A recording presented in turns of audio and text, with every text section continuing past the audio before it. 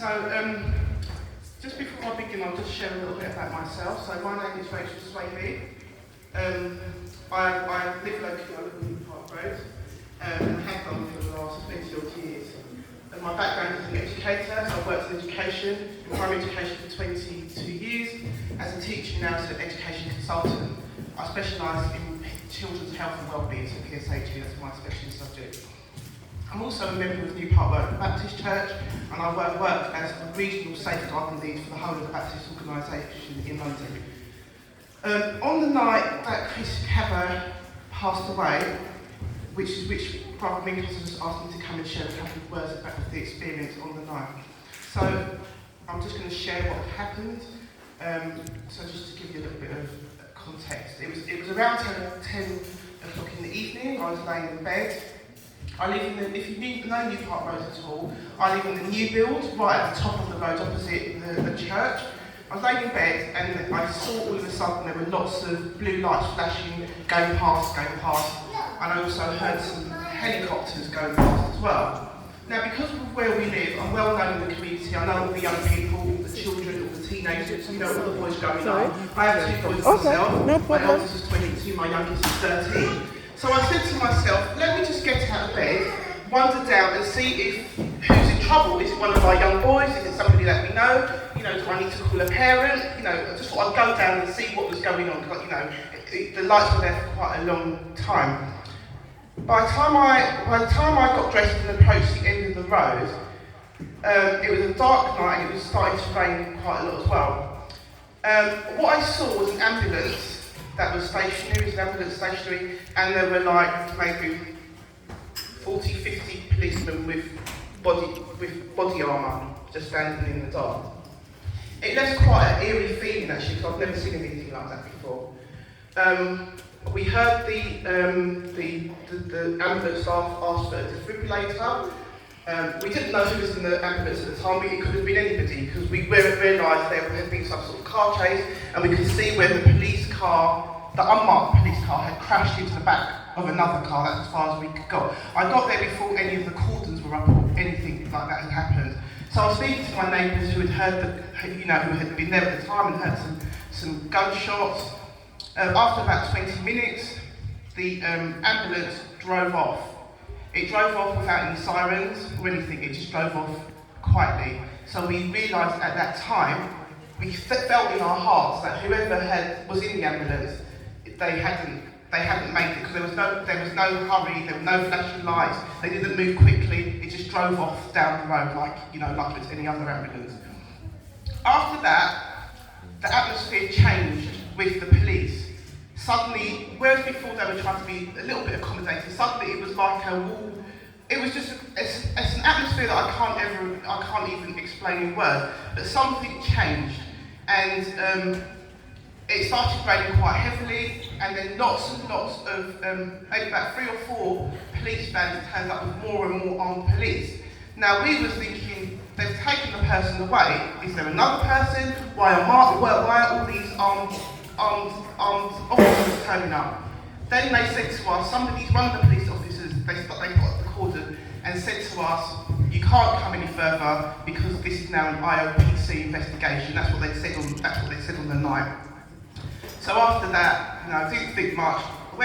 Stayed around for another hour or so, went back to home, but didn't sleep very well because obviously what I'd witnessed, the atmosphere, we know something had gone wrong. Now the next morning, I train teachers, that's one of the jobs I do from home, so I help them train. I was doing a Zoom session, then my son came in, my 22-year-old, came in, showed me his phone and goes, Mum, it's Chris. So that was at the point when we realised it was somebody we knew. My son has played with him for years outside. When Chris was younger, he sometimes used to come to our family days at the church, so we'd have fun days, we'd have youth groups, he would come along to that, so he was very, very well known in the area. After that, it was now Tuesday, I just kind of stopped what I was doing, finished my work for the day and just wandered down to the scene. By this time, there were police that were being quite hostile. Now, the day before they were a little bit more, amenable. Now, they were being quite hostile, and they sent down some community police to try and engage with the community who didn't want to engage at all. Then during that time, lots of newspapers turned up, lots of bells turned up, lots of different councillors turned up. But what was really frustrating me was before they even released any information, what was really hurtful was that all that was being leaked from the press was really negative information. It was like some information was getting out there, but we couldn't understand.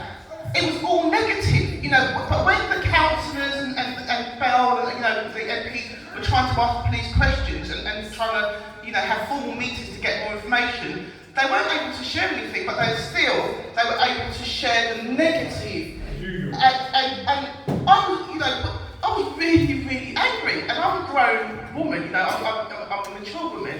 And I felt, to be honest, at that time, if I saw one of the police, I felt in my heart like I wanted to do something. That's how angry I felt. So I said to myself, if I'm feeling like this, how are all his friends feeling? He's got friends that are 20, 21, 22, 24, 25. The youngsters, how do they process this? Who's there for them? Who's there to help them when a crisis has come like this that's unexplained? From that day, we knew, those of us who were out there, that it was an execution. That was the only word to describe it. The only word to describe it was an execution, because he was shot at point blank range, and we knew there was no gun, because if there was a gun, that would have come out ages ago. So it was really, so that day I was on one of the news stations, and one of the things that I shared is that we as a community want a full investigation. We need accountability, and we need to ensure that a positive message comes out about Chris to counteract and balance all this negativity that was out there.